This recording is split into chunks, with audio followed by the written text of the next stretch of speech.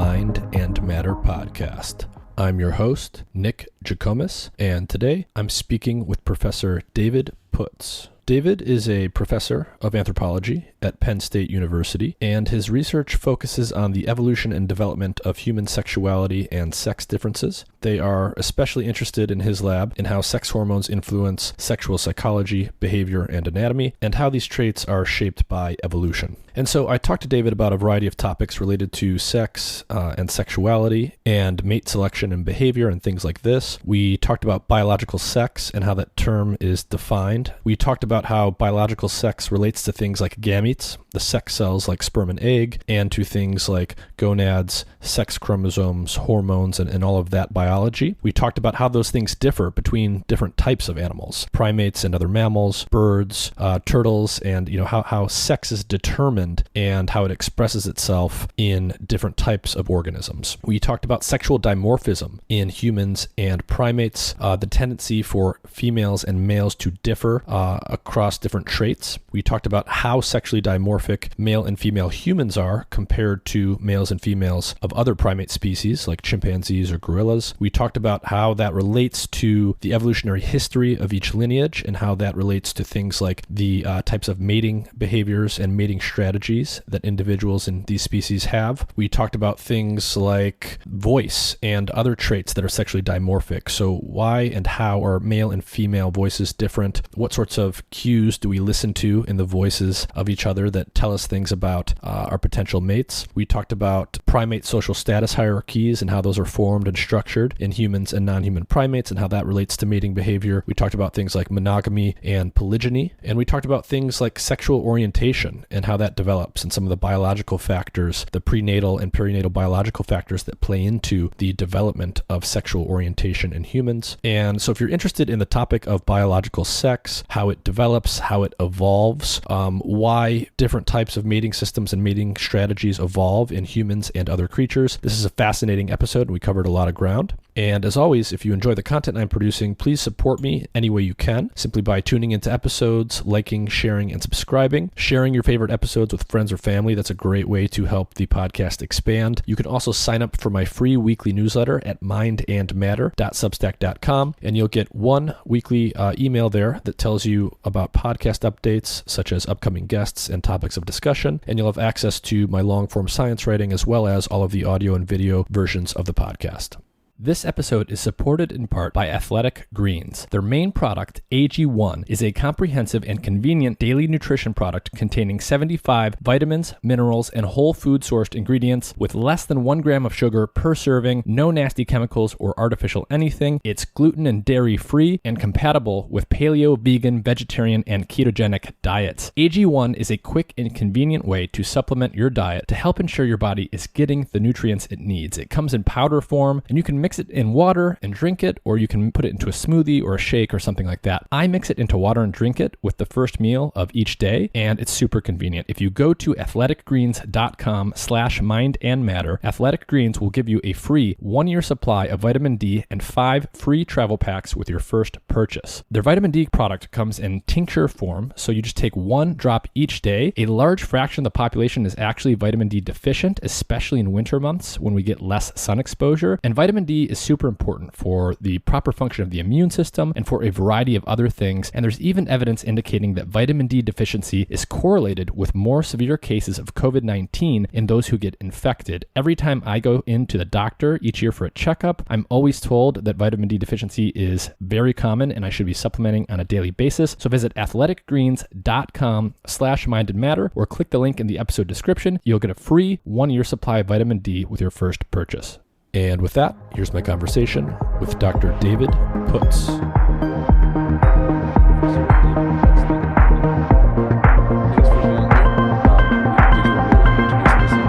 Yeah, go ahead and tell people who you are and what you study. David Putz. I'm a professor of anthropology at Penn State, and I study sex differences, their evolution and development, especially hormonal causes. And I especially focus on behavior and psychology. Okay. And do you focus mainly on humans? I do, and some work on non-human primates as well, but mostly people. So in terms of how the term is used for non-human animals, at least. What is biological sex?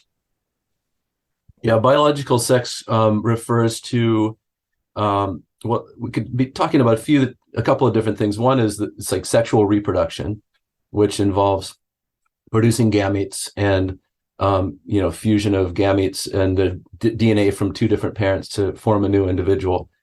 But then if we're talking about sexes, like males and females, then that just has to do with gamete size.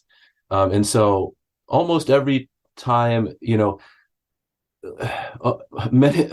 most species that reproduce sexually have evolved sexes. There are a lot of species that reproduce sexually that don't have sexes at all. That is, like, all the gametes are the same size, and roughly there's sort of one mode in the distribution.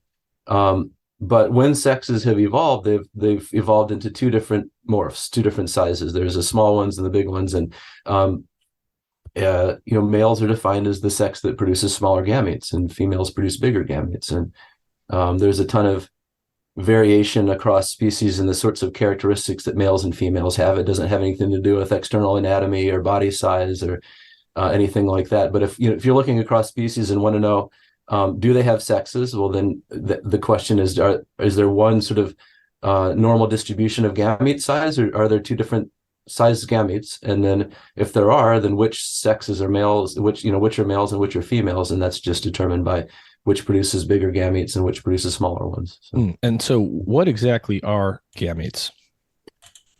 Sorry, sex cells. So in animals, sperm and ova, and in plants, pollen and ova.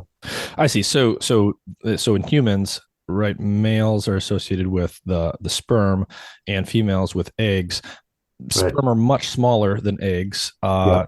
They are less expensive in terms of their metabolic cost to produce. Right. And that's an important thing here. How does that start to tie into it? The big one versus the small one, and how that relates to the sexes and how they differ in other ways.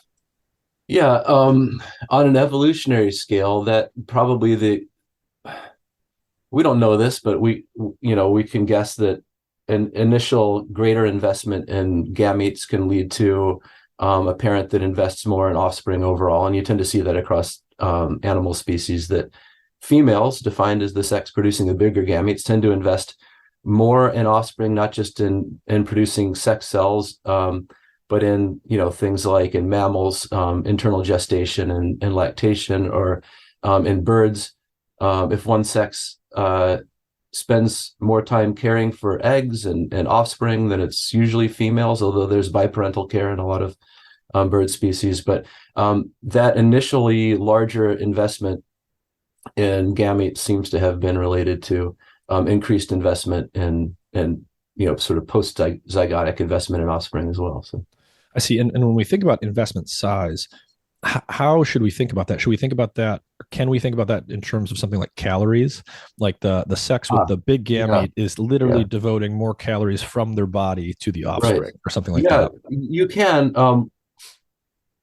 It all has to do with trade-offs, and the way that parental investment was defined by evolutionary biologist Robert Trivers back in the 70s, and I think this is a good definition and the one that most people use, is that it's investment in current offspring, whether that's calories, time, whatever, that limits the parent's ability to produce more offspring. And so that's the trade-off, that you have so much sort of finite resources and finite time to spend reproducing. You've been able to sequester certain resources from your environment that you could use to produce offspring and care for offspring, and you have to sort of make trade-offs there. And then anything that goes into caring for and producing one offspring then can't be used for others, so that's what is meant by parental investment. And in sexually reproducing species, whether we're talking about humans, other mammals, other animals, are there always two gametes? Is there ever a third gamete or an intermediate gamete, or is it always two? It's always two, and we don't know why, but probably there have been mathematical models that have shown this, and probably the reason is what's called disruptive selection. That basically it's again about trade-offs. That there's an advantage to producing smaller gametes, which is that you can produce more of them, And there's an advantage to producing large gametes, which is that they're higher in quality. They have more cellular resources that can increase the survival and success of the fertilized thing, the zygote. But you can't do both. Again, finite resources. And so, sort of intermediate sized gametes would be sort of jack of all trades, master of none, that it would actually, in a sort of competitive situation, lose out to the producers of smaller gametes that specialize in quantity and larger gametes that specialize in quality. And so as a result, it's, two sexes, like the sexes, what's called anisogamy, has evolved multiple times independently, and it's always two. And you hear sometimes in, media pieces about, there's tens of thousands of sexes in this fungus or something, but that's actually different. Those are mating types, and they don't have more than two different sized gametes. So. I see. So there's always two gametes, and yeah. I think one thing that you said is important there. Sex has actually evolved multiple times. So there's separate branches of the tree of life, right. And sex has evolved, de novo at different points in the branches of that tree of life. But in each case, despite any differences in the details, there are always two gametes. One is the big expensive one is the small cheap one. That's right. And so I want to get into talking about things like sexual selection and how mate preferences and stuff and mating strategies relate to some of this stuff. But why don't we just start off by having you talk about what is the difference between natural selection and sexual selection? Good question. So natural selection is usually, maybe I'll start with sexual selection because that's a little bit easier. Sexual selection is defined as, I would call it a kind of natural selection that favors traits that win mating opportunities.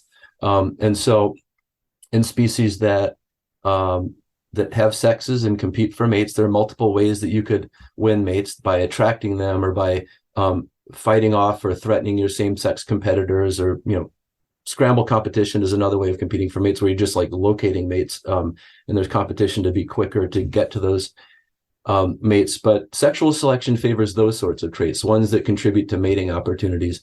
And then natural selection, which is, it's a little bit confusing because, is it different, or is sexual selection a kind of natural selection? Sometimes people refer to the other kind of selection as ecological selection, and that favors traits that enhance survival. It could also be like offspring survival or care for offspring or anything like that. But basically, it's everything that's not sexual selection. And Darwin sort of noticed sexual selection because he was thinking about, he had this grand theory about how organisms evolve the traits that they have. And he thought, organisms seem really well designed for surviving and reproducing given their conditions of life. That, saguaro cacti are plants, and plants notoriously need water, and yet these plants are adapted to living in a desert with low water. And he sort of noticed like all these, finches that seem to be adapted to the kinds of food they're eating and so on. And so he's thinking that way. And then he started thinking about characteristics of organisms like, say, peacock's tail feathers, and thought, he said a peacock made him sick to his stomach, which is, sort of an odd reaction. It seems like an attractive bird to me, but anyway. And what the reason why is because it seemed like major counterexamples to what he had been saying. How does natural selection favor a trait that seems really costly to produce and maintain? Peacocks are prey for tigers. It's got to make them hard, easier to detect by tigers and harder to get away from tigers. And so we thought, how do I understand a trait like that? How does natural selection, explain a characteristic like that? And he thought, sometimes selection can favor a trait, even if it's costly to survival, if it compensates by increasing mating opportunities. And so maybe male peafowl have these traits because even if it's costly to survival, it more than compensates by increasing their access to mates, so increases their reproduction overall. And so a lot of times we notice sexual selection when it produces a trait that actually doesn't make sense under ordinary natural selection or ecological selection. But it's not necessary that those types of selection are working in opposite directions. They could both favor the same kinds of traits. Yeah. And it's, it's obviously convenient to talk about natural or ecological selection versus sexual selection, especially in cases where you have these weird phenotypes that seem to defy a survival-based explanation. But ultimately, these two things are sort of like inseparable, because you have to be good enough at surviving to get a mating opportunity, and you have to be good enough at winning the attention of potential sexual partners, and you can only do that if you can survive long enough to get in front of them. So at the end of the day, they kind of converge in a sense. Yeah, right. And in the final analysis, what selection favors are traits that result in more offspring. And so there are multiple ways of accomplishing that. And lots of species have very short lifespans, but are successful reproducers. And so it just depends on the species and their conditions of life, whether selection tends to favor, longer survival and low probability of mortality, or short lives and high probability of mortality. Just what in that species, in their environment, what led to more offspring in the evolutionary past. Mm-hmm. So we've talked about gametes. In all sexually reproducing species that have evolved, there's always two gametes. There's always a big one and a small one that's more metabolically expensive and one that's more metabolically cheap. But oftentimes when you talk about biological sex, you hear people talking about things like sex chromosomes or gonads and other biological factors like hormones.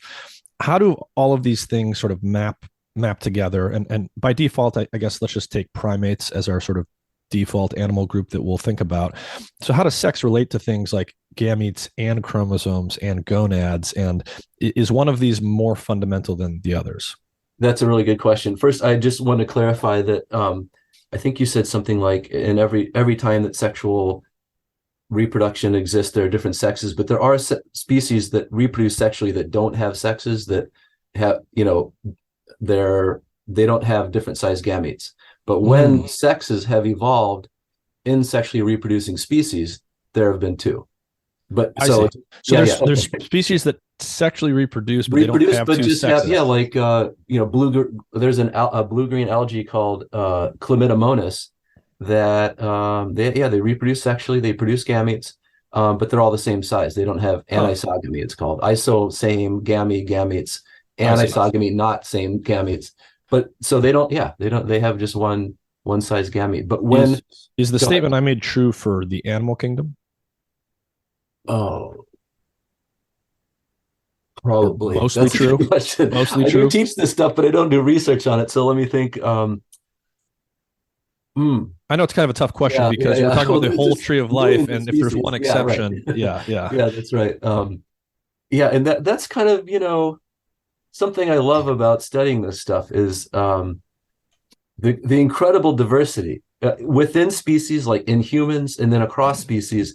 It just makes it so interesting to think about and study. And I always feel like that whenever I tell my students anything, I'm like, there's probably an exception to this, even if I don't know about it. Okay, so given sexes, what about these associations with sex chromosomes, gonads, other characteristics? Yeah, there's no necessary association. And I'll just give you some examples from other animal species to illustrate the point, and then we can talk about people, because I know there's a lot of thinking and ink spilt and emotion about human sexes and so on. But there are plenty of animal species, vertebrate species, in which the sexes are genetically identical. And so you've got species like, say, some turtles, where sex is temperature dependent, and it varies across species whether the eggs closer to the middle of the clutch of eggs tend to be warmer. And so sometimes those develop into males, sometimes into females, but there are no genetic differences between the sexes. Sex is just determined by the environment, by temperature. And then there are other species like, say, sequentially hermaphroditic fish, like the bluehead wrasse is an example, where it's a tropical fish. Females are yellow, males are sort of blue and black, and I think they have a white stripe.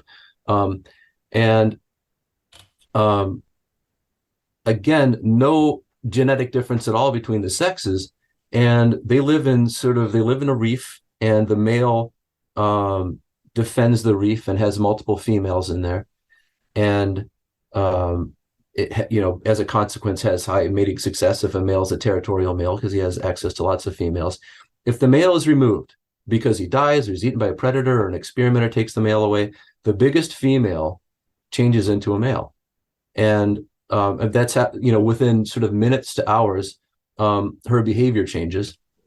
She becomes territorial and starts to court females, And then over the next, and then her pattern of gene expression changes to, male typical patterns of gene expression. Her ovaries atrophy and the testes grow, and her external anatomy changes. So by 2 weeks, she now no longer looks like a female. She looks fully like a male.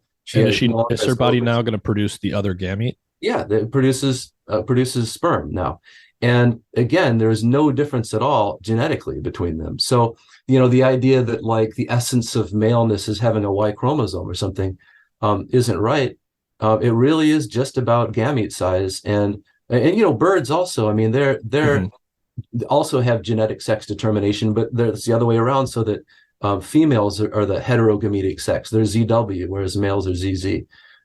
So yeah, there's nothing about genes or chromosomes or anything like that is sort of fundamental to sex. It's really about gamete size, and same thing with the traits that evolve to be associated with that. I mean, there are so-called sex role reverse species, including some birds where females are bigger, more aggressive with each other, more competitive for mates. So yeah, that varies. I see. Yeah. So it sounds like another way of saying that is, in some species there is a strong genetic component as to what gamete is going to be produced. So like your sex chromosome, say in a primate, will determine which gamete is going to be produced. In other species, you gave the example of turtles, it's entirely environmental. The males and females are genetically identical. They don't have separate sex chromosomes. Things like temperature determining which gamete gets produced. But in any case, sort of the common denominator here is something ultimately is pointing to which of the two gametes you're going to produce if there are two sexes in that species. Yeah, that's right. And so, sort of if you think about the evolutionary past of any particular species, then as long as there are separate selection pressures operating on males and females, in other words, the traits that enable males to leave more offspring are different to some degree than the traits that enable females to leave more offspring. Then you've got sexual selection pressures sort of pulling the two sexes apart. And how do you accomplish that? Especially given that males and females are the same species and have either identical DNA, like, in bluehead wrasses or in some turtle species, or nearly identical DNA, like in humans, where, males and females have all the same DNA, except do you have a few genes that are expressed on the Y chromosome, or do you have two copies of the X? And so how does selection pull the two sexes apart in a way that when it creates species differences, it does that by favoring different genes in the two species. With sexes, it can't do that. So how does it do it? Some mechanism to get the process started, and then almost always this involves producing gonadal hormones, like testosterone or estrogen, and that causes different patterns of gene expression of the same genes. So the sexes have the same genes, but they're expressed differently because of the hormones that they produce, and the sort of trigger that starts off development in a male typical or female typical pattern just varies across species, whether it's genetic or environmental.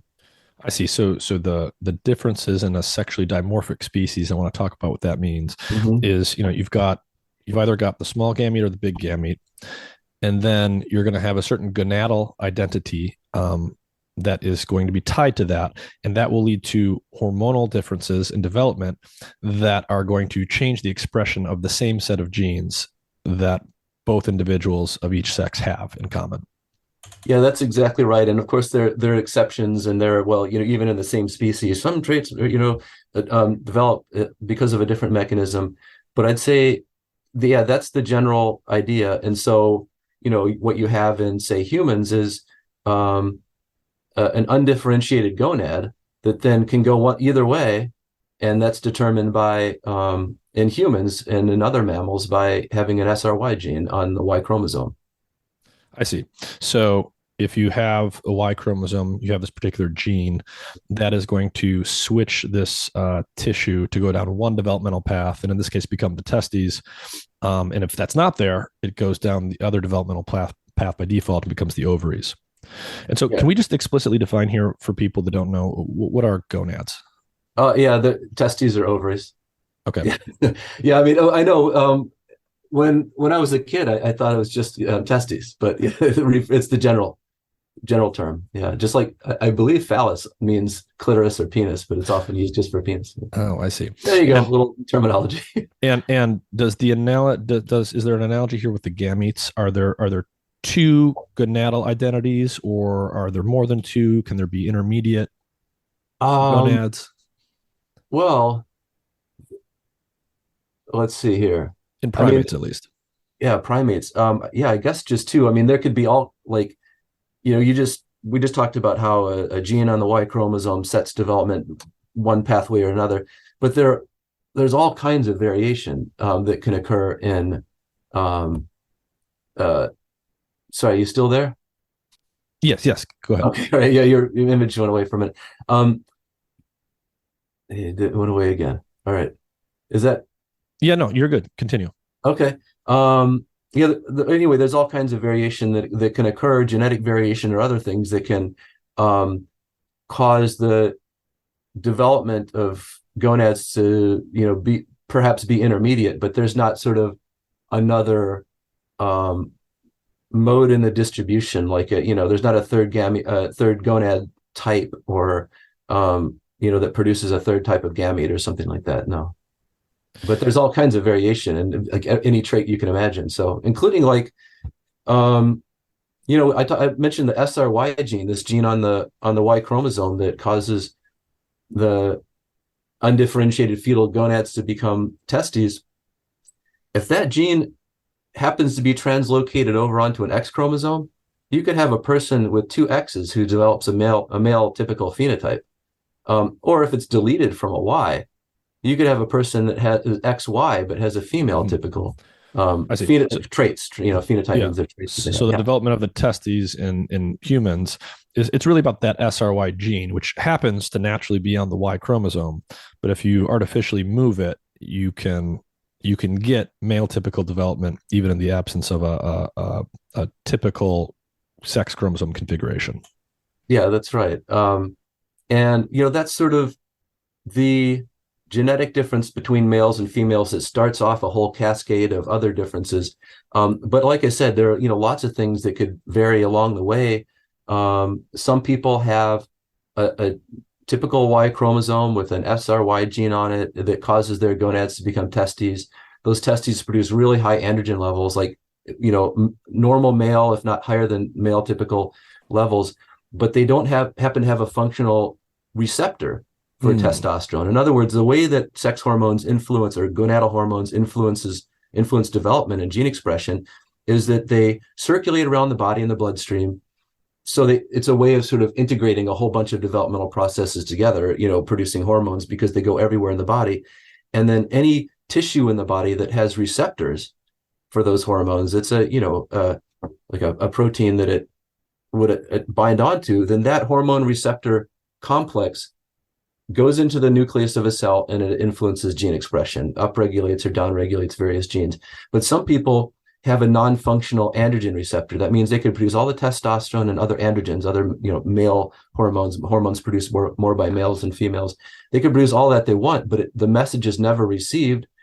So the hormone doesn't affect gene expression, so it doesn't affect tissue development. And so there are people like that who have what's called complete androgen insensitivity syndrome, where they have testes undescended in the abdominal cavity, a Y chromosome, an SRY gene, high androgen levels, but they have a externally, very female typical appearance and psychologically female typical and so on. And usually, their condition wouldn't be detected until they don't have ovaries, so they don't menstruate, so they don't go through female puberty, and then they would find out. They go to the doctor and find out what their condition is. But so anyway, there are lots of different variations that can occur that don't involve the SRY gene. Yeah.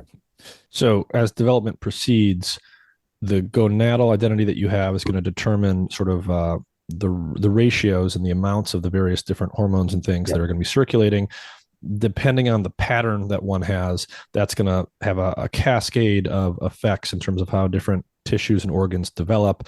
And that will ultimately lead to systematic differences between the sexes, the individuals in the population with the small gamete versus the large gamete.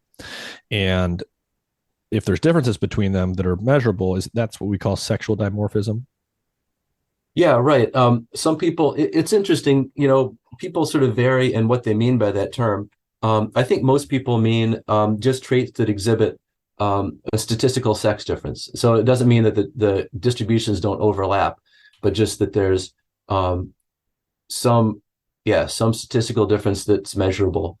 So, you could think of like height in humans, there's plenty of overlap. We know lots of women taller than the average guy and guys shorter than the average female, but there's a sex difference that's easy to observe, and you don't need a big group of people to see that guys on average are taller than females.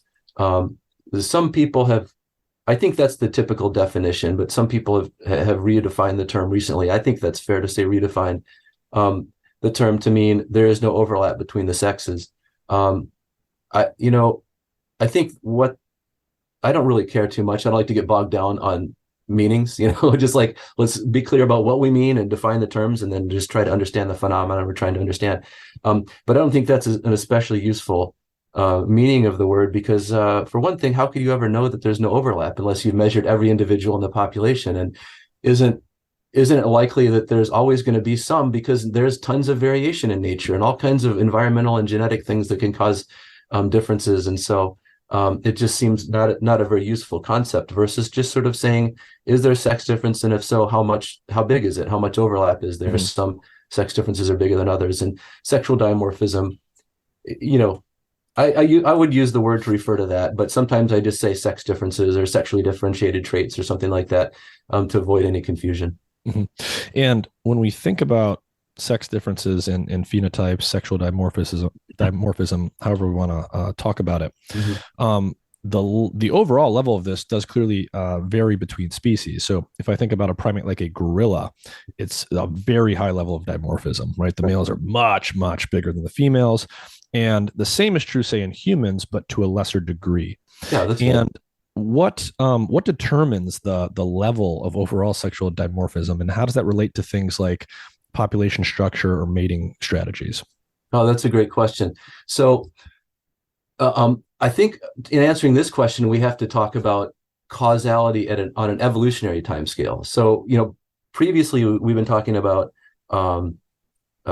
sex chromosomes, genes, hormones, and so on. And of course, those cause sex differences in gorilla anatomy in the same way that they do in humans. But if we're talking about what causes the species difference, in that, human males are about um, something like 35 or 40% heavier in terms of fat-free mass. And gorillas are almost like 2 to 1, like 100% larger male gorillas than females. What causes that difference? Almost always, I know of only one exception, and it's a fish. When males evolve larger body size, it's because in that species, there's an evolutionary history of males using their size against each other to win mates through what's called contest competition, either fighting or threatening one another with the potential to fight. And that males evolve larger size. Wrasses, same thing. That's why the biggest female, when I talked about blue-headed wrasses, that's why the biggest female is the one that changes into male, because she's the one most likely to be successful at defending a territory from other males. But that said, I want to say this: the world record for the most sexually dimorphic mammal is elephant seals, Mm. where males are something like 7 to 10 times the size of females in mass. Depends on whether we're talking about northern elephant seals, like come up to California, or southern, which is like Antarctica and Chile. That's pales in comparison to the world record for most female, in most species, females are bigger than males. It's surprising because we're more familiar with mammals and birds, but if you look across insects, where there are lots of insects, and fish and so on, females tend to be bigger than males, and the reason is because of selection for fecundity. They can produce more eggs, bigger eggs, and so on. And the record for sexual dimorphism in body size is a deep sea angler fish called a devilfish. Mm. Females are 500,000 times the size of males. You wouldn't even recognize them. And if a male is ever lucky enough, he's basically a swimming pair of gonads. And if he's ever lucky enough to find a female, then he fuses to her, loses his internal organs, loses his eyes, and just becomes a pair of gonads on her body. And so, that's an extreme, but generally females are bigger because there's always selection on females to be larger for fecundity, for producing more and bigger eggs and so on. But in some species, there's even stronger selection on males to be large because successful males can reproduce at the rate of multiple females if they can, acquire, defend, whatever from other males, multiple females, like happens in wrasses and gorillas and so on. I see. So it has to do with the nature of the male-male competition for mate access. Yeah, both things. Yeah, the nature of male-male competition, whether it's whether males are competing by attracting females or by trying to locate females or by producing more sperm or more motile sperm because the female mates with multiple males at the same time, or whether they're competing through contest competition, through the use of force or threat of force against same-sex competitors to win mates. So number one, was that important to male mating success ancestrally? And number two, how important? What's the intensity of sexual selection? How big are the reproductive differences between males? Are there lots of males that leave zero offspring and then some males that, reproduce with dozens of females? And the more intense sexual selection is, the bigger the sex difference ought to be as well. Yeah. So how does the overall amount of sexual dimorphism, when we look at cross primate species, we look at gorillas, chimpanzees, human beings, where do humans fall in the distribution? Are we relatively low in sexual dimorphism, high in sexual dimorphism, somewhere in the middle? Yeah, I would say that we are somewhere in the middle, and that if you look across primates, in general, in primates, there's a substantial degree of male mating competition. So if you said, well, what's the average primate? Is sexual selection not very important? When I think about all the various, say monkeys that live in multi-male, multi-female groups and so on, I mean, the average primate has a pretty intense male competition for mates. So saying that we're like the average primate suggests that there's pretty intense competition among our male ancestors for mating opportunities. But I will say that maybe especially anthropologists, but other social scientists as well, sort of disagree about the magnitude of the sex difference in body size. And I think one of the reasons for that, it should be like an empirical question, though, where we've got data on millions of people, so why can't we agree on this, right? I think the reason is that in non-human primates, when you look, or other animals, when you look at sex differences in, say, body mass, normally what you look at is just overall mass. What's the weight of a male, what's the weight of a female, or the mass of a male, mass of a female. And if you look at that in humans, then you see that males are only maybe 15 to 20% heavier than females on average. And that's like kind of in the middle between a monogamous species and something with a species like, say, chimps, where males are pretty aggressively fight each other for mates. However, other scientists studying this have said, yeah, but it's kind of comparing apples and oranges, because other primates don't have these huge sex differences in body composition like humans do. Human females have 40% more fat, and we don't know exactly why. May have to do with sexual selection on females. I kind of like that idea, but also providing resources for a big-brained baby for a long time, through gestation and lactation and sort of getting over the troughs and resource availability. You need to have it stored up on your body. I see. So this is interesting. So yeah. When we talk about sexual dimorphism, it's convenient maybe to sometimes think about it in overall, and it's very easy to just look at the sort of most visually salient thing, which is just how big or massive the males are versus the females. But individual traits can go in either direction when you're comparing two different species. So you just said we are less sexually dimorphic than chimps and other apes in terms of mass. If you just measure how many grams everyone weighs, but at the same time, we're more dimorphic in terms of body fat composition, like fat versus muscle composition. More dimorphic by far. The most of we don't have great data on body composition on a lot of primate species, and I published a chapter with some colleagues recently where I went online and I found every primate that I could where there was information on male and female fat-free mass, fat mass, and so on. And I only was able to locate maybe a dozen species. But of those, we are far and away the most sexually dimorphic in fat mass. And so if you take that, and most primates are not highly sexually dimorphic in body fat. And so if you look at the mass that would be most relevant to our male ancestors competing for which is really muscle mass, but let's just say we don't have that, but we do have fat-free mass or lean body mass. And you look at that, then humans are more sexually dimorphic than chimps. I guess I actually could only find data on the bonobos, sometimes called pygmy chimps, but they're probably about the same as common chimps. So a little bit more sexually dimorphic, but anyway, well outside the range of a monogamous species, and in with a species where males have established dominance hierarchies and pretty intense mating competition. I see. So if you look at overall mass, we are not as dimorphic as species that have pretty intense male-male direct competition. On the but if edges. you look at fat-free mass, like muscle mass, essentially, we are that dimorphic. Yeah, we are, and still considerably less dimorphic than, say, gorillas and orangutans, but hamadryas, baboons. But yeah, slightly more than chimps, and that also accords with our skeletal. If you sort of estimated how much bigger males would be than females for a normal primate based on our skeletons, then we look like a species where males are something like 45% bigger than females as well. So, what are some other human traits where we are especially sexually dimorphic? Good question. Well, you're illustrating one with the beard there.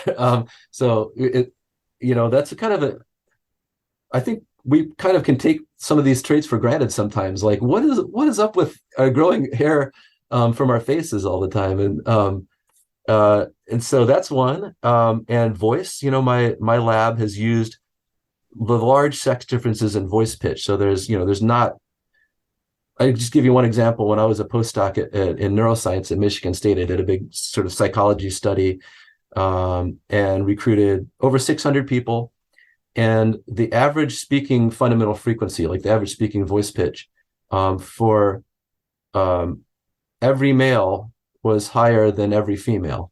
Lower than every female. In other words, there's no overlap in voice pitch between males and females in over 600 young adults. So that's a really big sex difference that emerges at sexual maturity. Prepubertal boys and girls don't differ in voice pitch. It just happens that when the testes start producing lots of testosterone, then all their various target tissues are affected, and that includes the vocal folds. It makes the vocal folds grow much longer and thicker. Males are about 7 to 8% taller than females and humans, and so you'd expect vocal folds in males, if it just scales with body size, that males' vocal folds should be like 7 or 8% longer, but they're like 60% longer, almost 10 times as big of a sex difference as you'd predict based on the difference in body size. And so as a consequence of some of these facts, and that traits that are favored by sexual selection, like say deer's antlers and peacock's tail feathers, they tend to emerge at sexual maturity when they can start paying for their costs by helping win mating opportunities. And so I thought about voices. It seems like a trait that could well be related to male mating success and favored by sexual selection. And so that we've used that. And it's also eminently quantifiable. You can just record people's voices, and voice pitch is just like one number. It's what's the rate of vibrations per second, openings and closings of the vocal folds per second, or hertz. And so it's been a really useful model trait for us to study sexual selection in humans, and that's highly sexually dimorphic. Muscle mass, as we talked about. There are lots of behavioral sex differences as well, and psychological ones. Sexual orientation, there's overlap, but by far most males are attracted to females and vice versa. That's one of the most sort of psychologically largest sex differences in humans. Yeah. I see. And then, so in terms, so speech is interesting, or vocalization is interesting for a number of Mhm. reasons because we have speech, we can talk and use language in ways that other primates can't. But there's all these non-linguistic elements like pitch and just sort of the pattern of auditory stimulus that you're emitting. What what are how do non-linguistic elements of speech in the human voice, like pitch, how do they play into how individuals perceive the opposite sex? So, what are the specific features of the male voice that females tend to evaluate when they're doing mate selection, and vice versa? Yeah, that's a good question. The work that we've done is mostly focused on the sexually differentiated or sexually dimorphic parts of the voice. So voice pitch and also timbre, which has to do with the resonant frequencies of the vocal tract. So you can think of sort of voice production as being, well, we start to produce the sound by pushing air from our lungs past the vocal folds, or sometimes called the vocal cords in the larynx, and that causes them to vibrate. And that's the source of the sound, vibrating vocal folds. And so longer, thicker vocal folds vibrate more slowly. And if you've ever looked in a piano, you know the longer, thicker strings are the ones that are associated with lower notes, right? And so that's the source of the sound. And then the vocal tract above that determines what are called formant frequencies, or the resonant frequencies. And males also have a vocal tract that's uh, about 15% longer than females. So again, about twice as big of a difference as you'd predict based on the difference in body size. And so that makes a voice sound sort of richer and fuller. And that affects how people perceive the sort of dominant status, threat potential. I think that, those sex differences probably evolved, tens of millions of years ago in primates as a way of intimidating other males, that males sort of exaggerate their size acoustically by producing low-pitched and low-timbre vocalizations. And we've done some cross-species research in primates that suggest that. Females prefer lower pitch, but not too low. And they don't care as much. It doesn't affect female preferences as much as it does males' impressions of the sort of threat potential or status of another male. And then in experiments, males prefer higher pitched and higher timbre female voices, although timbre, that's when you manipulate things. But I'm a little worried about studies like that sometimes, because I think when you've manipulated an acoustic parameter and nothing else has changed, then listeners kind of just focus on that, and then you can get an effect that's actually much bigger than it would be in nature when all these other things vary across voices. Because when we've looked at a large sample of female voices that weren't manipulated at all, and we just had males rate them on how attractive they are, and then we said, how much does pitch or influence ratings of attractiveness? It didn't matter. Statistically, timbre did. Guys preferred a sort of smaller sounding or shorter sounding vocal tract, but pitch actually had no effect. Mm-hmm. So you said there are things like female preferences for lower pitches, but up to a point. Yeah. But it sounded like you said there was a bigger effect in terms of how males perceive other males based on how low their voice is, basically. Yeah. To what extent is that vocalization, like how low your voice is, the pitch of your voice, a reliable indicator of something like how threatening you are or how dangerous you are or where you fall in a social status hierarchy? Another way of asking that question would be, if males, whether we're talking about humans or other primates, if a male moves positions in a status hierarchy, will his voice reliably change in one direction? Ooh, that's great. Yeah, so there are two answers to your initial question, which was, sort of how accurate are assessments made from these acoustic parameters. And then the other one is, does voice change as a function of status? Let's see. I'll answer the second one first, because it's maybe a little bit quicker. There's some evidence that does happen across contexts, and that the same individual, say with some colleagues of mine, I was a middle author on this, published a paper a few years ago showing that people tended to lower their pitch when they were sort of an authority in, they were knowledgeable about something, and when they weren't, it was a higher pitch. And I think that uh, that does happen across social contexts, that people raise their pitch when they feel in control or in authority, and they lower it when they feel in control or in authority, and they raise it to sort of signal deference. And I don't think that's probably almost never a conscious thing. I think that when you're nervous, that produces tension on the vocal folds, and that's something that was adaptive in our ancestors, that it doesn't make sense to, it could be costly to signal dominance in a situation where you're not dominant. Better to signal deference. And of course, we can sort of volitionally learn to control those things. But then there's another sort of question in there about between individual differences, I think. Maybe were you also asking about that, like, say, are males with lower pitch, do they have characteristics that would make them more dominant or something? Or were you asking about that? I don't know. Yeah, I think that's related to the question of, if you hear a guy with a really low voice, is that actually statistically going to be related to the probability that he's, relatively high in a status hierarchy? Yeah. That's something that we and others have been working on quite a bit lately, because we recognize it's an important question. Like, why would you defer to a male with a deep voice or low pitch voice, and give up and have all these costs of deferring? Like, because the other studies have shown, like, males with low pitch have more mating opportunities. Some studies find more offspring, more resources, like higher incomes and so on. Like, why would you give up all those things to male in deference to males with deep voices, unless there's actually some, kernel of truth in a low, deep voice? And the answer is that probably the biggest thing that a deep voice signals is sexual maturity in males, that you've gone from prepubertal to going through puberty. And so in that sense, it's strongly associated with physical formidability, because there's a huge difference between an adult male and everybody else in terms of, size, strength, aggression, and so on.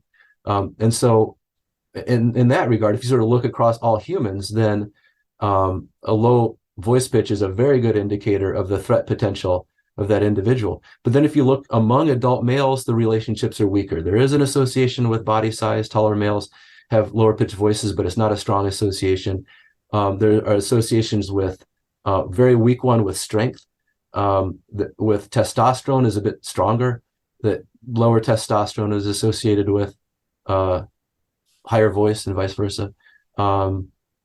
But the relationships are certainly weaker, at least in the studies that have been done. I don't know how, you can imagine that in the evolution. Yeah. Sorry, were you going to follow? No, go ahead. Okay. Well, I just thinking most of the studies that have looked at this, though, are in societies with good access to resources and healthcare and so on. And if voice pitch in adult males is associated with things like testosterone and, higher testosterone, lower pitch, or cortisol, which is a stress hormone, you can imagine that in our ancestors and populations where healthcare, like modern healthcare wasn't available, people were much more at the mercy of their own immune systems and staying healthy. Resources were less reliable, that there might have been sort of bigger differences in some of these sort of health related characteristics that would affect hormone levels, that would affect pitch. So it's possible that ancestrally there was a bit stronger relationship between pitch and somebody's sort of overall health vigor and formidability than you would see in say the modern US, where everybody's, relatively high in health. Mm-hmm. Yeah. One of the things that we've mentioned, or that's been implicit in some of the stuff we've been discussing, is how sort of mate access and mate choice relates to individuals' perceived position in a social status hierarchy or dominance hierarchy. So what exactly are social status hierarchies in social primates, and what are some of the main factors that determine their structure? And, I think it could be helpful to talk about maybe species differences here. Yeah, I think that those are really relevant, because in your typical mammal, then, position in a dominance hierarchy pretty much just has to do with a couple of things. One, your history of success in fighting other same-sex competitors. And possibly, and often your ability to pose an apparent threat. So, there's species like, say, red deer, where both males would prefer not to fight because that's costly. And so they roar at each other. They, go side to side, and they show how big they are, and they roar. And then that often results in one saying, okay, you've got a lot more energy than I do. I defer.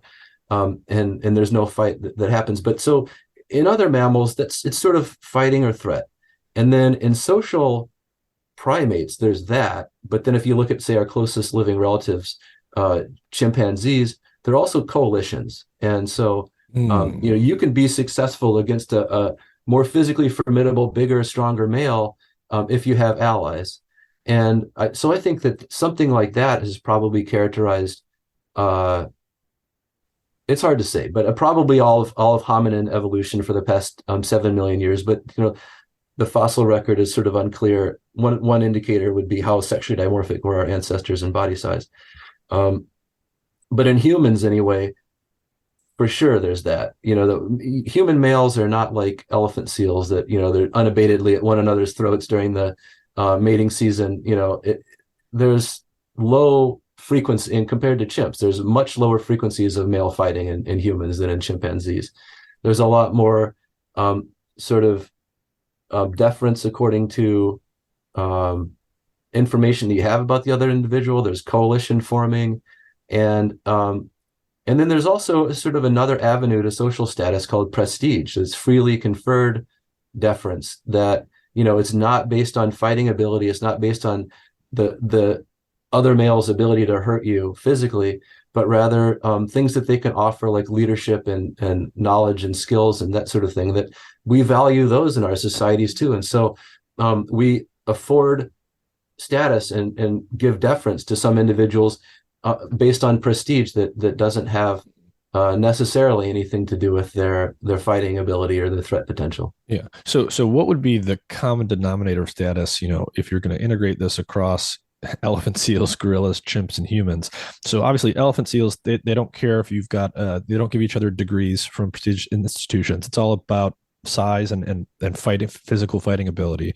Human beings, we've got all of these other markers of status and prestige, but across species, what is the high status exchanged for? What's the ultimate thing here?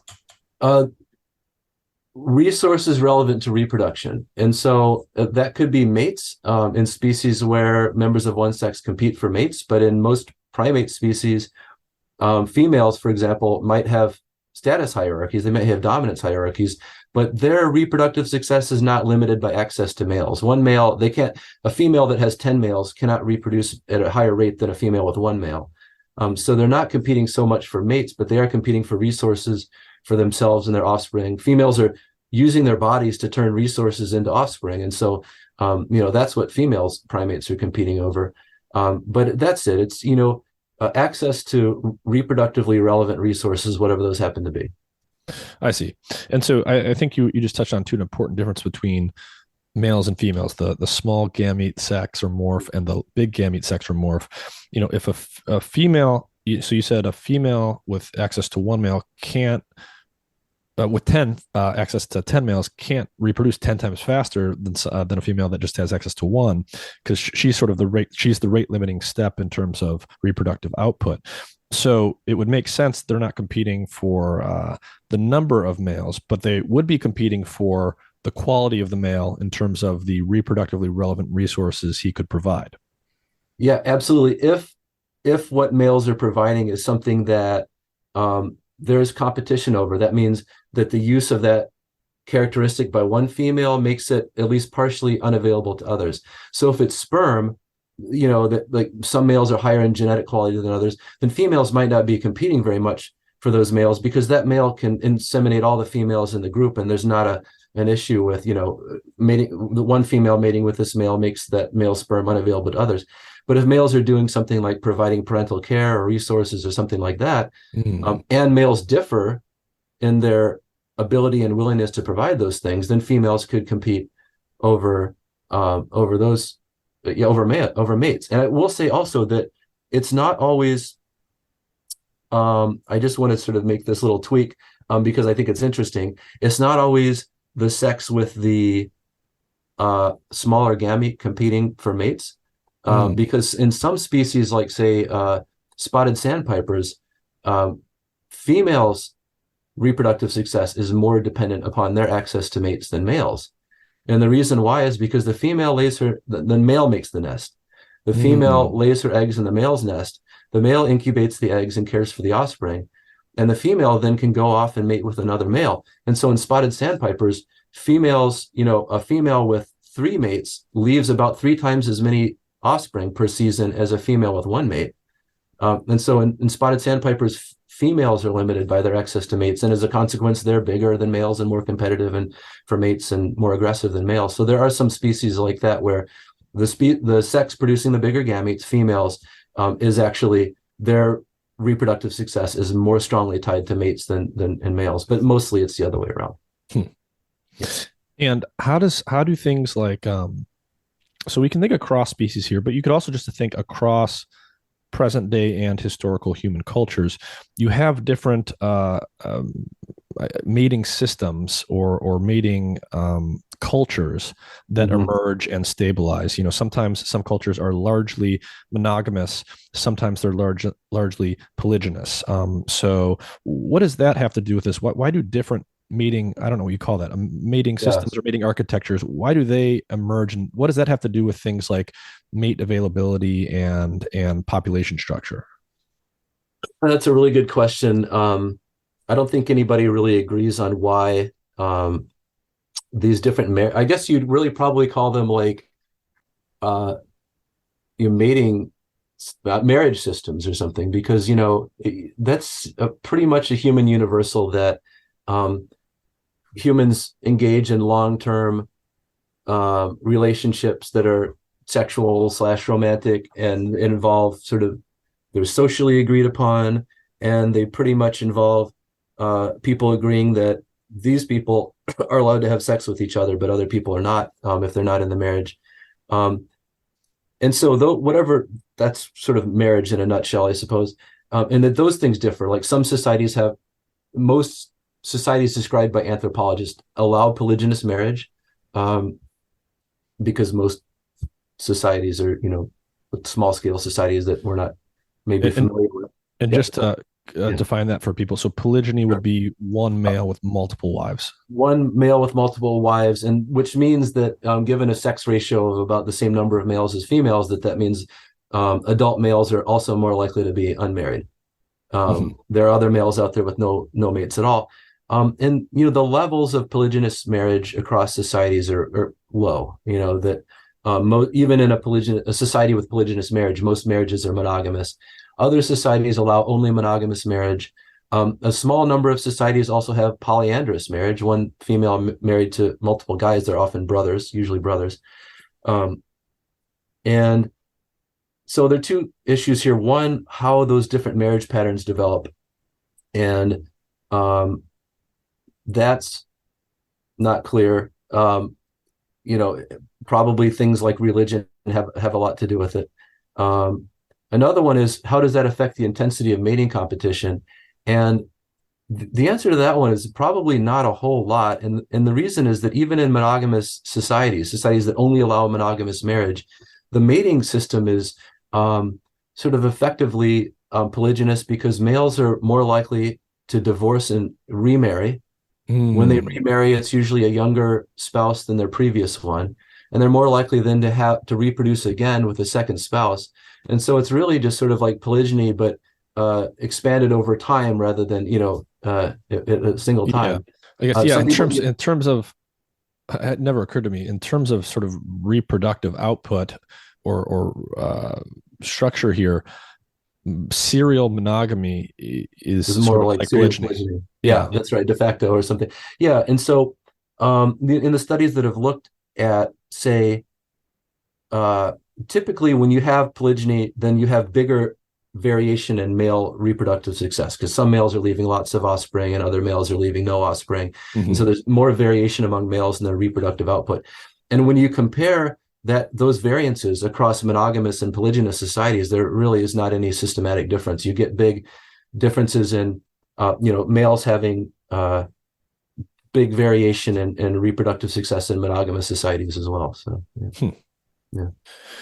Interesting. And so what about like species differences here? So humans sort of have this extra layer of culture and formal taboos on things like marriages and how people relate to each other sexually.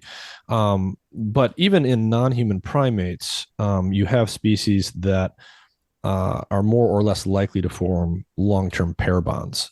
And so in non-human mammals, why does something like pair bonding in the long term evolve? What kind of population structures or Yeah. whatever influence that? Um, there are. This is getting slightly outside my expertise, but I'm going to offer some informed speculation. So there are some species like say gibbons and siamangs where monogamy seems to be about defending a mate from competitors, and in those species, both males and females defend their mate, and so both sexes they sing, and they sometimes do duets, and both sexes seem to be sort of advertising to their same-sex competitors, "I'm here, so you can stay away." And that defends a mate. So that results in monogamous mating because they're each individually scaring away the other members of their sex.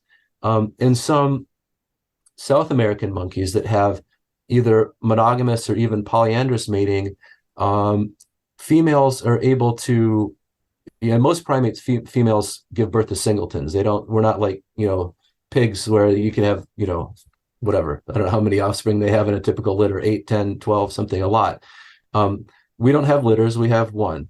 But in some South American monkeys, females give birth to twins, and that requires a lot of parental care. And so, a male can do well by tying himself to a single female and helping care for the offspring because she can produce a lot of offspring. And so, for males, it's like, well, should I, you know, not invest in this mate and her offspring and re-enter the mating pool and try to find another mate? Or should I stick here and put my reproductive effort into caring for this mate and their offspring? Well, when a female can produce kind of a lot of offspring, then maybe sticking around is a better strategy. And so, I think that's probably the two sorts of types of monogamy that evolve in primates. But anyway, I would defer to any one of my primatologist colleagues on that one. I see. But the level of parental care required and how that's related to things like the litter size, the number of offspring that are had at one time, that does seem like it's a factor. Yeah, it does, and also sort of the degree to which males can do something, Mm. And so in birds, 90% of birds have, at least passerine birds, have social monogamy, where both sexes make the nest together, both sexes incubate the eggs, and when the eggs hatch, both sexes go off and get, invertebrates and feed them to the nestlings. But those are species where both sexes can do those activities, that it's not like one sex would be better than the other. And so a male can increase his own reproductive success by increasing his mate's reproduction. Mm-hmm. But in, mammals, that's much harder because, in most mammals have internal gestation, right? And that's something that males can't do. And Mm-hmm. then all mammals produce milk, and that's something that males can't do. And so everything is sort of biased against males being able to invest in offspring in mammals. But there's some cases where you just need a parent to care for, to carry the offspring around, or something like in, marmosets and tamarins, or in humans. And I think, not enough has been written about this, but certainly it's been discussed before that there was a point in hominin evolution at which human males could invest and could really carry a big share of the load compared to other primates. And that is with hunting, which evolved somewhere around sort of 1.5 to 2 million years ago in Homo erectus, probably, that we went from a typical great ape that ate a lot of plants and some meat to being a primate that ate a ton of meat. And now all of a sudden you can get big packets of calories, protein, fats, and that's something that a male could go off and acquire and provide to his mate and offspring and increase her reproductive success and the survival of his offspring as a result. And I think that was a major turning point in human evolution where, it probably not only decreased male competition for mates, but greatly increased male investment in mates and offspring. And it had other ramifying consequences that I'm happy to talk about too, like concealed ovulation, I suspect was Bev Strassman's. I came up with this idea one time. I thought, this is brilliant. I'm going to write a paper on it. And then I did a little more reading and realized that Beverly Strassman had published it 30 years earlier. And for some reason, the idea just wasn't, favored at the time. But this idea that females suppressed cues to ovulation and the human lineage as a way of obtaining male investment, enabling some males to invest in them. No, let's talk about that, because I did want to bring that up. Because one of the ways that we differ from a lot of primates, I believe most primates, right, like chimpanzees and lots of other species, when the females ovulate, not only do they are only interested in sex when they're ovulating, so they're really not receptive much at all outside of that window of their cycle. And two, many of them, I think, literally like visually display that they're ovulating. So there's this very, very clear sign that the males can literally see that, okay, this female's ovulating, and therefore it's going to be worth my time to try and get her attention now. But humans don't do that. So can you unpack that for us? What is concealed ovulation, and why would that even be a thing? Yeah. So in group living primates, females often advertise estrus, that is the fertile time around ovulation, with genital swellings. And I wish I had some pictures to show you right now. I mean, I do. I could like pull them up or something, but I'll just wax poetic here. But the genitals swell up to amazing conspicuous proportions, and that happens in chimps. It happens in lots of group living monkeys, and it's a signal.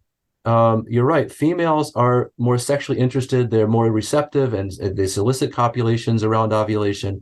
And they also produce these signals that then males can tell roughly the time. I mean, the genital swellings are usually start before the fertile point of the cycle and continue afterward. But at least it's a window where males can tell that this is around when the female is ovulating. In some species, this varies across species. And so like in gorillas, so in chimps, females have big genital swellings. In gorillas, not really. But apparently, you can tell, even a human, can tell when a female is near ovulation in gorillas, because there are some changes in coloration and appearance and that sort of thing. But in humans, it's really like we suppressed cues to ovulation. It's not just that there wasn't strong selection to produce this big advertisement. It's like there was selection to cover up any possible cue.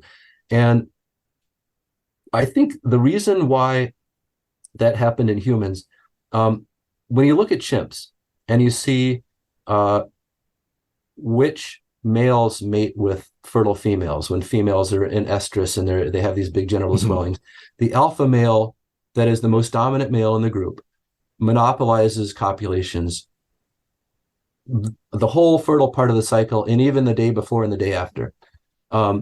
Okay, so for females, that's okay, because males are not providing anything other than sperm. And so if you let the males duke it out, the most successful, the most vigorous males, the males with the highest genetic quality are going to tend to be the ones that achieve the highest status. And so, sure, mate with that male and your offspring will have those genes and be healthier.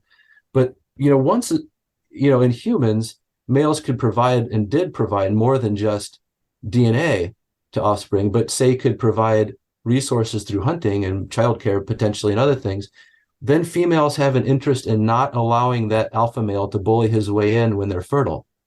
If you have a male who would be, say, a subordinate male who would be willing to invest in you and your offspring, you have to facilitate that by not allowing the dominant male to fertilize you when you're fertile, because then why would the subordinate male invest? It's not his offspring anymore. And so, and this is Bev Strassman's idea, but the idea is that concealing ovulation from everybody makes it possible for a long-term mate to invest in his own offspring. And that means that those males could profitably go out and collect resources and provide them to the mate and offspring, and be relatively assured that the offspring were going to be the male's own offspring rather than some dominant male. So anyway, that's the idea, and it makes a whole lot of sense to me.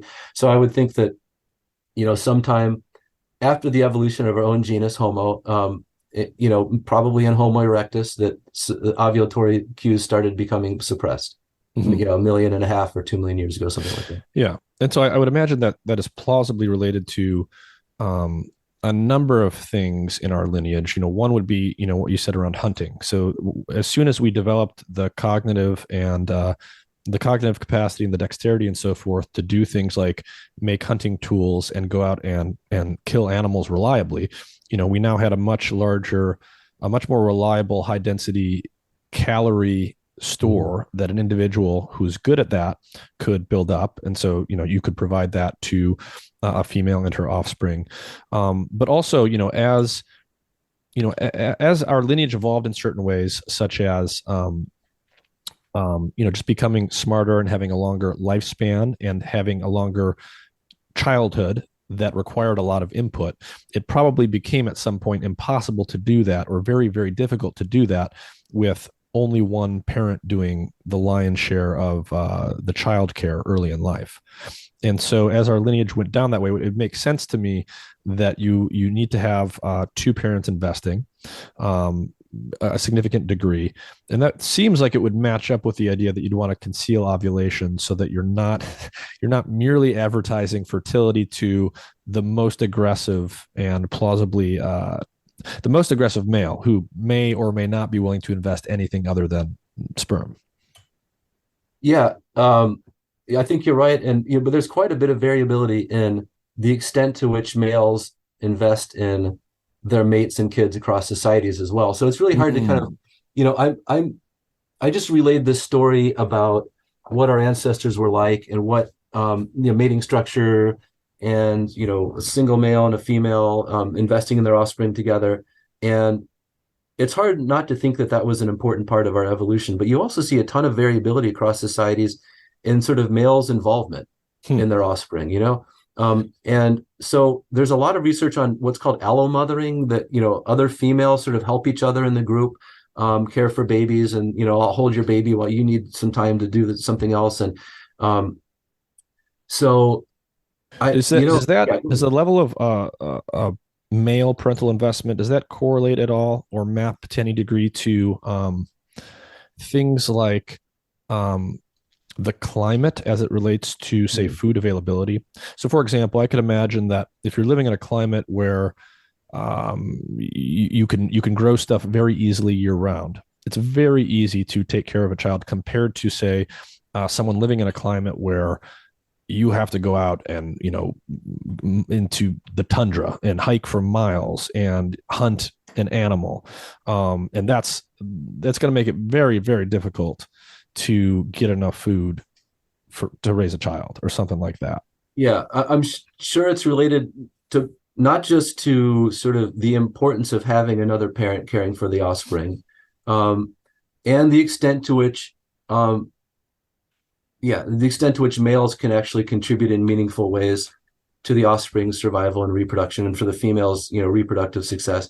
And on the other hand, males' ability to increase their reproductive success by having more mates.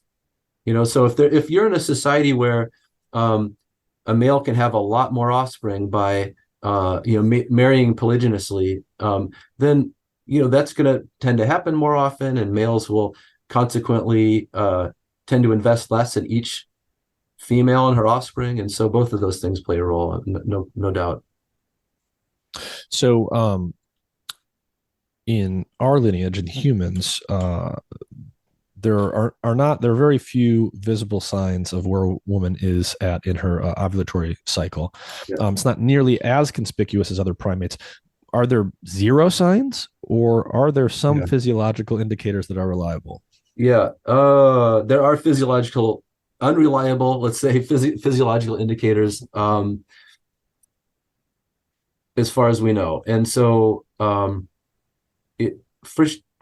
there's no debate that there are huge changes in ovarian hormones over the cycle. That like um, it the after menstruation, at the beginning of the follicular phase of the cycle, everything, all estrogens and progestogens like progesterone are low, and then as ovulation nears, estrogen goes way up, and then ovulation happens and estrogen goes way down and progesterone goes way up in the luteal phase of the cycle, and then in the middle of that estrogens go up. Anyway, big changes over the cycle in hormones, and it's not surprising that those should influence aspects of the body that might be observable. And so we've observed, we've seen this in carefully designed studies with a good size sample looking at the same women at different times in the cycle.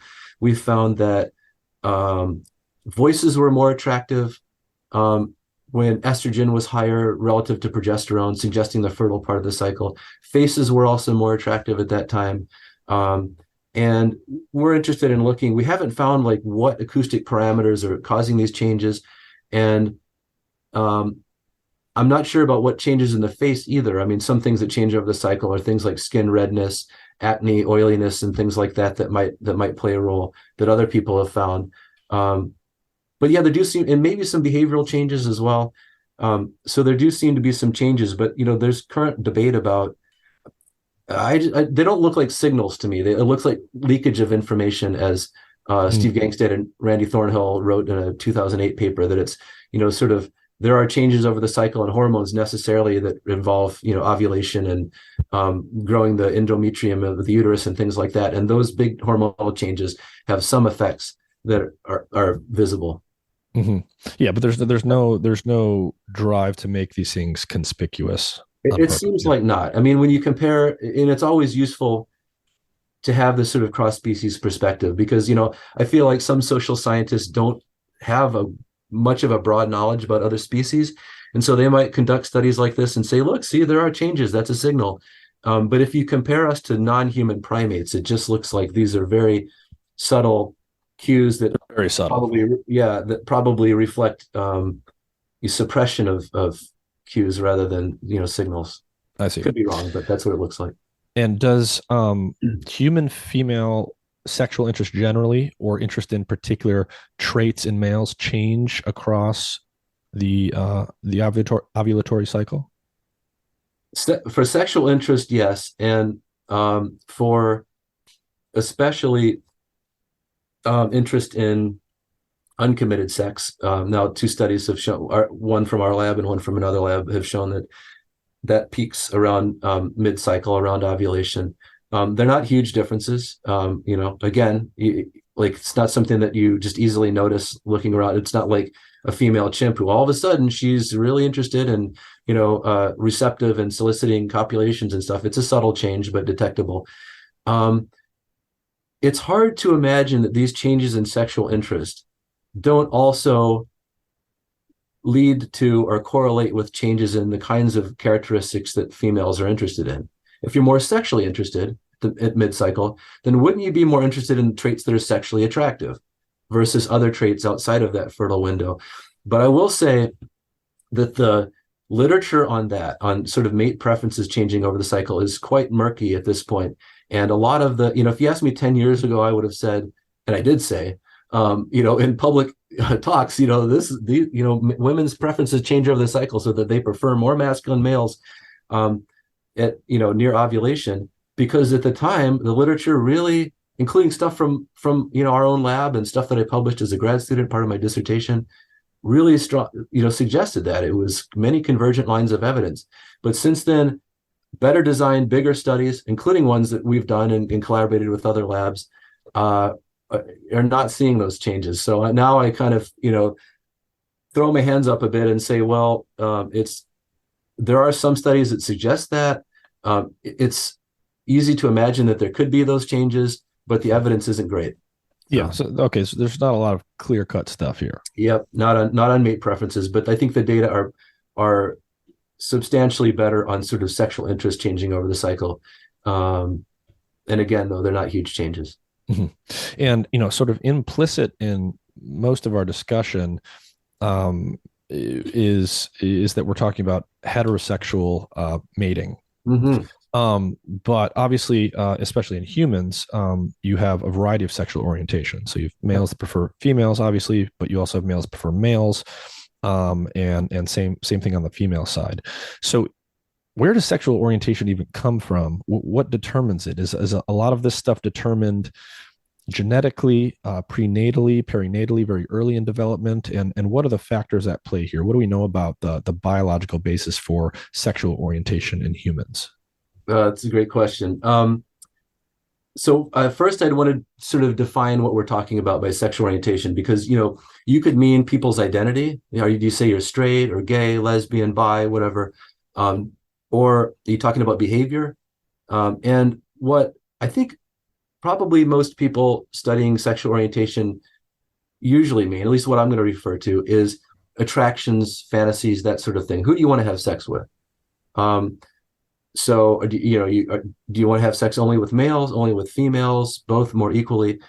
So, in terms of that, are you more androphilic, attracted to males, or gynophilic, attracted to females? Um, Almost all of the human variation in that probably comes from early gonadal hormones, and mainly testosterone.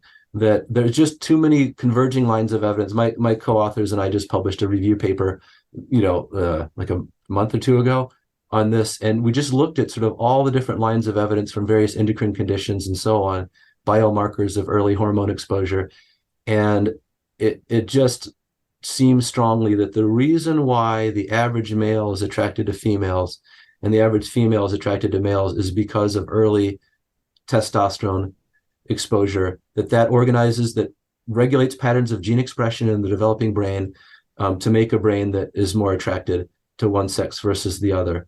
Um, that's the sex difference.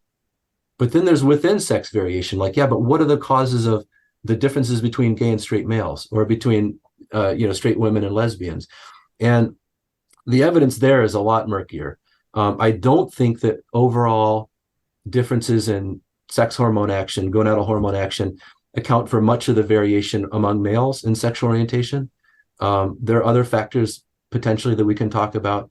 And for females, I also think that not a lot of the variation among them is due to differences in gonadal hormones, but more. The evidence is a little bit better within females that sort of exposure to elevated androgen action, like testosterone action, early in development, prenatally, let's say, that results in more gynophilia, more attraction to females. The evidence is a little bit better in females, but I think that's most of the variation is sex variation, whether you're a male or female, and that determines, that's strongly related to whether you're attracted to males or females.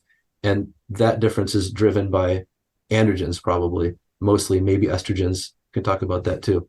But then the within sex variation has less to do with hormones.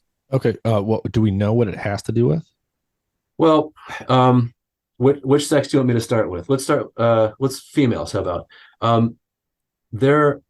There are various sort of biomarker studies that say, looking at anatomical characteristics, that suggest that lesbians on average had higher androgen action prenatally. So that suggests that some of the variation within females is due to early sex hormone exposure. For males, maybe there's some research that's been published recently that suggests that it's not helpful to treat all, say, gay males as monolithic. That they're different. Say you could separate them on the role that they like to play in sex, whether they're more of play a receptive role or bottom, or penetrating role or top, and that there are differences among them, and that you could actually explain some of the differences by early sex hormone exposure, and so that past attempts to look have been looking at it wrong, because they were treating all males that were, say, attracted to males as the same group. But there's other evidence that some of the variation has to do with, like, maternal immune system response to male proteins. That when moms carry a son, there are proteins that are produced because males and females have some different DNA. Males have a Y chromosome. There's some genes on the Y chromosome that produce proteins that the mom's body, if she's exposed to them, her body would recognize that as a foreign protein, and her immune system would mount a response to it. Say, that's not mine. I'm going to produce antibodies to it so that I can mount the typical immune response that all of our bodies have to foreign proteins. And that if moms carry more sons, then they'll be exposed more often or to higher levels of male proteins, and they could have an immune response that could then affect the neural development of subsequent sons. And there's some evidence that that's the case, that moms who have given birth to more sons are more likely to have later born sons, are more likely to be gay. And even some evidence that moms who have gay sons and have had more previous males, that they have higher levels of a protein that's made on the Y chromosome. So that explains some of the variation, maybe about a quarter of the variation in male sexual orientation. Quarter, yeah. I mean, so that would be fairly substantial amount of variation explained. Yeah, actually, it would be a substantial. I guess I think I misspoke, because it's a quarter of the cases of gay males. Is that? I guess that's not quite the same thing. Anyway, so if you think, like, what are the predictors of a male being attracted to females, or male of the males attracted to other males, about maybe a fifth to a quarter can be attributed to this so-called birth order effect, fraternal birth order effect. Interesting. So there's a correlation between how many sons a woman has had and the probability of a son being homosexual later in life. Yeah. So more sons is positively correlated with that. Yeah, and at least the last estimate I knew of, each subsequent son each son increases a subsequent son's chance of being gay by about a third of the base rate. So if you think of a male or random in the population has about a 3% chance of being gay, then if he has one older brother, it's a third of that, so he has a 4% chance, and then two older brothers, a 5%. So you need, like, whatever it is, 48 older brothers to probably be gay. It's not like right. That's a lot of older brothers. It hasn't happened yet. Interesting. And so what do we know about, are there any is the prenatal or perinatal environment, the hormonal environment that a woman has in her uterus while she is pregnant, has that been changing over time in any systematic way? Like, there's been a lot of chatter recently about, like, things in our diet and things in the environment that are having, say, estrogenic versus androgenic effects. Are there environmental factors that we know are making hormonal environments in utero, say, more estrogenic or androgenic or anything like that?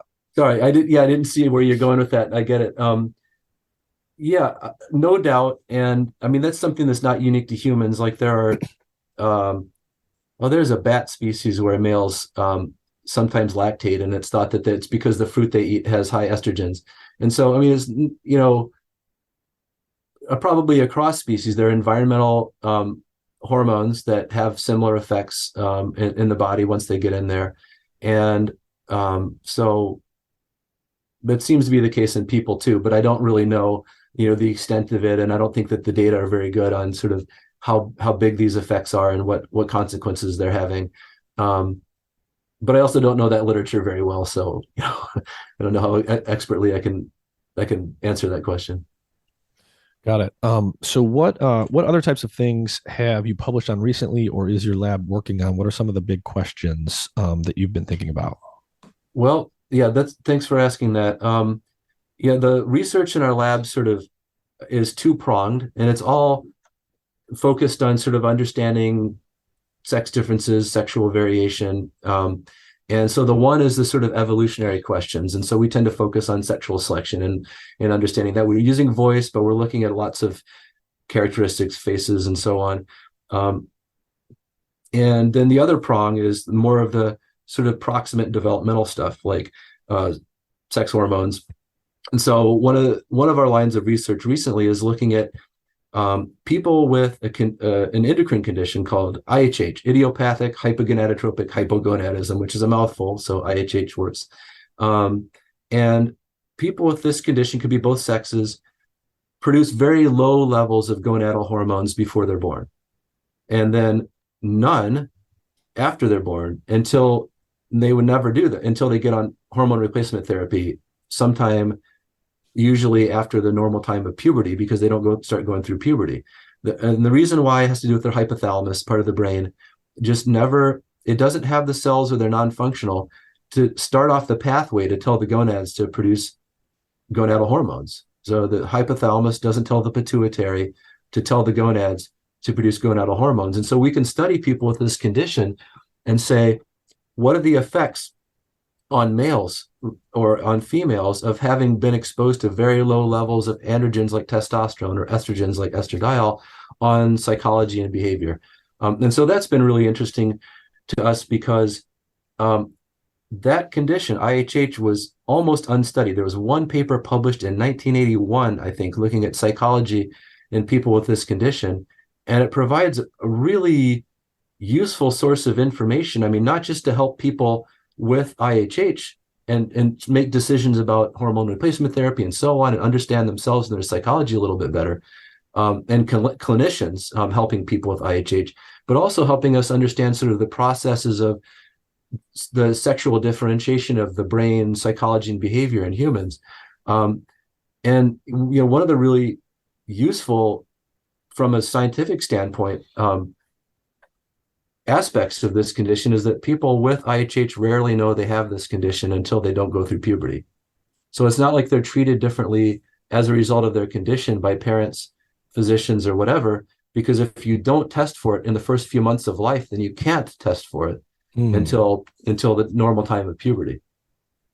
So it's been really useful for that. And we published a few papers, but we're just realizing that, and I hope, I'm very grateful to all of our research participants, and I want to start sort of working more with communicating our findings with them and the broader medical community to see how it can help people understand how gonadal hormones play important roles in the development of our brains and behavior. Mm-hmm. Any other topics that you think are worth discussing that have been top of mind for you, just in terms of sex differences in your research? Oh, let me think. There's so many papers right now. Some of these things I don't want to talk about because I'm going to publish them, and I want them to be more interesting than if I already said what I'm going to say. I mentioned that this big review paper that we published this year as well on, what's the name of it? I don't remember, but it's something like, contest competition and the evolution of human males. I think maybe that was the title of it. But it was really reviewing data on how strong sexual selection was in our male ancestors, what sorts of traits it produced, when these traits evolved. Are these really common to all the great apes? Are they really specific to us and our closest relatives, chimps? Are they specific to hominins, or maybe even our own genus Homo? And sort of tracing the evolution as best we can of when these various sexual dimorphisms that evolved in males and why, and traits that seem to be involved in male contest competition, like bigger body size and aggression and greater muscle mass and things like that. And I published something like this in 2010 that I'm really glad I wrote. I'm really glad I published it, because it felt like it kind of needed to be said, because the research in the literature on sexual selection in human males at the time mostly seemed to be saying our traits evolved to attract females. The beards, why do we have those? Because females find it sexy. Deep voices, why do we have that? Because females find it sexy. And what I was seeing was that these traits have much bigger effects on appearance of fighting ability and formidability among males, or they directly help win fights, and they're maybe not attractive at all, like physical aggression, same-sex aggression. And so I said those things first in a review paper that's been cited a lot in 2010, but I think I was mostly talking to psychologists. And so in this review paper, I collaborated with a biologist and an anthropologist. And I really wanted to talk more to my fellow anthropologists who I don't think that message from 2010 ever sunk in for most of them. And so I tried to talk much more about, rather than the behavioral things and some sort of basic anatomical things, a lot more about hominin evolution in the fossil record, non-human primates, the genetic evidence, and so on, population genetic evidence, the kind of data that biological anthropologists tend to focus on more, because I wanted to speak to my fellow anthropologists a little bit more. So I feel good about that. And it only came out recently. It's been cited 4 times. And for all I know, I was the one who cited it 4 times. I don't remember. But I do hope that contribution gains some traction, because, I feel like anthropologists in general sort of look at human sexual selection and sexual dimorphism in the wrong way. I don't know. Underemphasize it. I see. And so, kind of circling back to stuff we talked about earlier, in your view, so when you look at all of the sex differences in humans and you consider them in phylogenetic context, comparing them to other species, humans are quite sexually dimorphic, probably more so than you would expect if you just only looked at raw mass. And so just, can you just clarify again, what do you think that means in terms of the level of male-male competition for mates in our lineage? I think that it suggests that the level of male-male competition for mates in our ancestors over the last several 100,000 years, let's say, was maybe pretty average for a primate, which is pretty high for a mammal.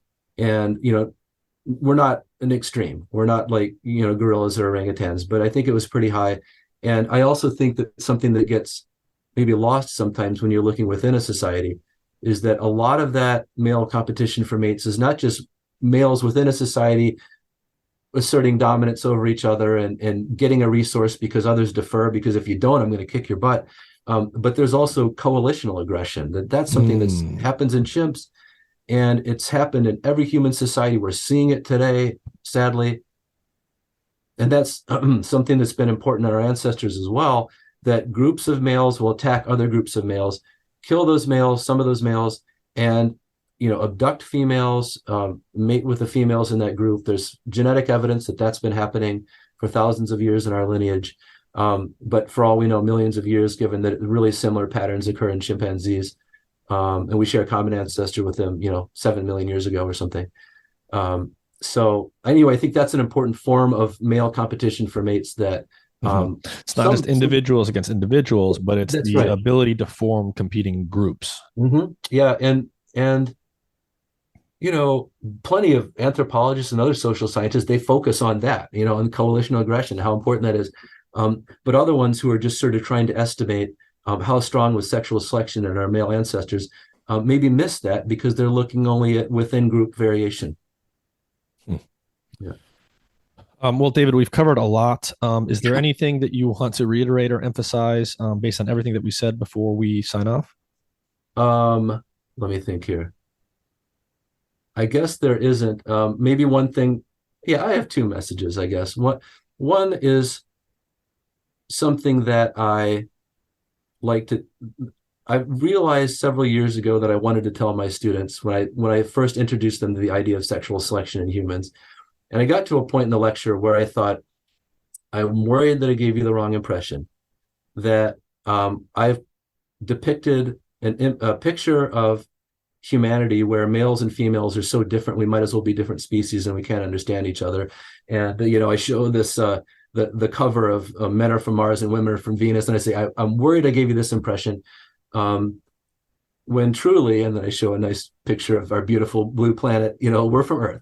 And we're the same species. Males and females have almost the same DNA, and we're similar on many, many dimensions.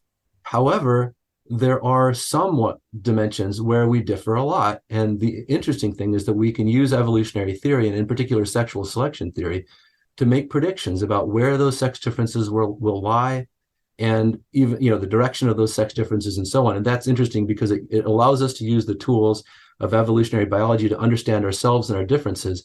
But I also don't want, I just feel like it's a false impression to give them, to only emphasize the differences and not emphasize not only how similar we are in many dimensions, but also the degree of overlap and even the traits that show sex differences.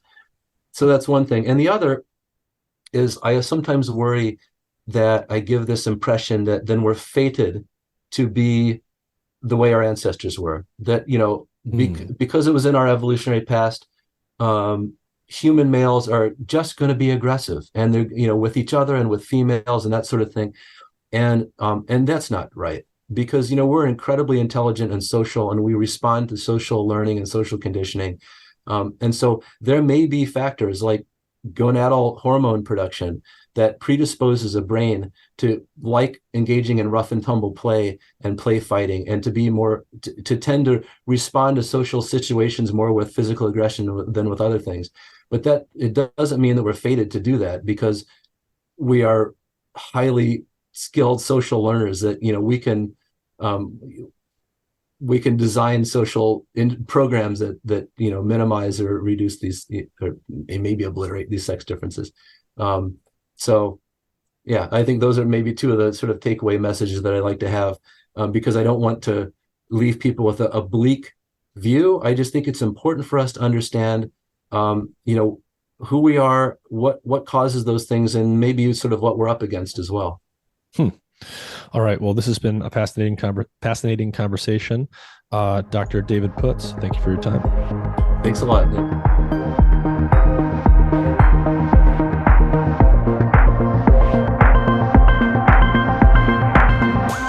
Hey everyone, I want to take a minute to tell you about a really cool health monitoring device I've been using for several weeks. It's called Lumen, and it's a handheld, pocket-sized device with a sleek design. It measures CO2 levels in your breath, which allows their technology to determine the extent to which your body is burning fats versus carbohydrates. Lumen helps improve your metabolic flexibility, your body's efficiency in shifting between using fats and carbs. It improves your ability to burn fat, which decreases your hunger levels and makes your body less dependent on snacking, and it can increase your energy levels by helping you develop a high-functioning metabolism. I use this device in the morning, before bed, and after meals and workouts to track my metabolism. With just a couple weeks of use, I learned a lot about which foods were causing my body to burn mostly fat, mostly carbs, or both, as well as how long I need to fast each day to promote fat burning. Lumen is great for anyone looking to optimize their health for either weight loss or athletic performance. The easy-to-use app allows you to track your results together with what you're eating and how you're exercising, and it syncs with other devices like the Apple Watch. Click the link in the episode description to learn more, and use the code MIND, M-I-N-D, in all capital letters to get $50 off your Lumen device today.